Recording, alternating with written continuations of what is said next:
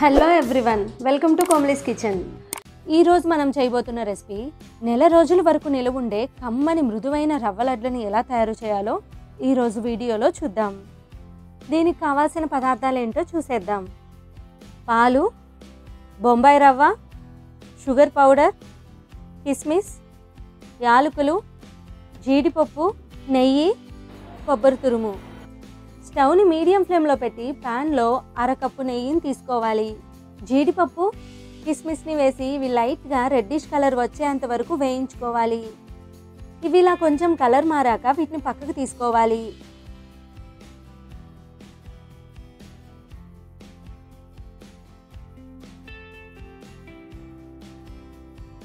అదే నేతిలో 2 కప్పులు బొంబాయి రవ్వను తీసుకోవాలి. రవ్వలో నెయ్యి బాగా కలిసిపోయేలా కలుపుకోవాలి. రవ్వని కంటిన్యూస్గా కదుపుతూ కలర్ మారేంత వరకు వేయించుకోవాలి. నేతిలో వేయిస్తున్నాం కదా, మంచి సువాసనతో ఇల్లంతా గుమగుమలాడిపోతుంది. 1 కప్పు కొబ్బరి తురుమును వేసి బాగా కలిసిపోయేలా కలుపుకోవాలి. ఎండు కొబ్బరైనా పచ్చి కొబ్బరైనా ఏదైనా పర్వాలేదు. ఎండు కొబ్బరి అయితే మనం మిక్సీ పడితే పొడిలాగా వచ్చేస్తుంది. అదే పచ్చి కొబ్బరి అయితే మనం కచ్చా పచ్చిగా మిక్సీ పట్టుకుంటే సరిపోతుంది. రవ్వ కొంచెం చల్లారాక మనం రవ్వ లడ్లు చేసుకోవడానికి అనువుగా ఉన్న ఒక ప్లేట్లోకి తీసుకోవాలి. 6-7 యాలకుల పొడి, 1 కప్పు పంచదార పొడిని వేసి బాగా కలిసిపోయేలా కలుపుకోవాలి. పంచదార పొడి అంటే దీన్ని ఎక్కడా కొననవసరం లేదు. జస్ట్ పంచదారని మిక్సీ పట్టుకుంటే ఒక పొడిలాగా వస్తుంది. అదే ఇది. కొంచెం కొంచెంగా గోరువెచ్చని పాలని పోస్తూ ఒక ముద్దలాగా వచ్చేలాగా కలుపుకోవాలి. పాలన్నీ ఒకేసారి వేయొద్దు, జారుడుగా అయిపోతుంది. కాబట్టి కొంచెం కొంచెం మాత్రమే వేసుకుంటూ కలుపుకోవాలి.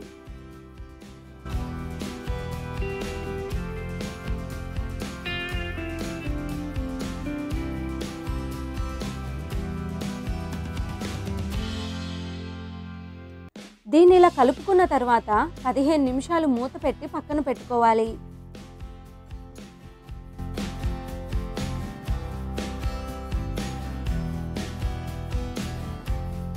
పావుగంట తరువాత మనం ముందుగా వేయించి పక్కన పెట్టుకున్న జీడిపప్పు, కిస్మిస్ని కూడా వేసి చిన్న చిన్న లడ్డూ షేప్లో చేసుకోవాలి.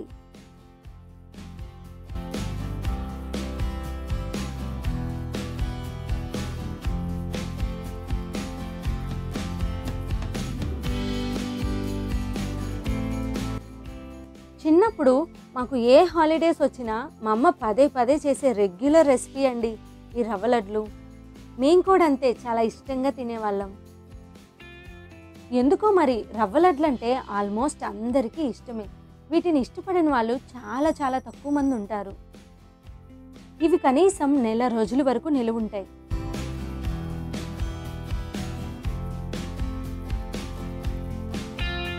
చూశారు కదా కమ్మని మృదువైన రవ్వ లడ్లని ఎలా తయారు చేయాలో. ఈ వీడియో మీకు నచ్చితే లైక్ చేయండి, షేర్ చేయండి.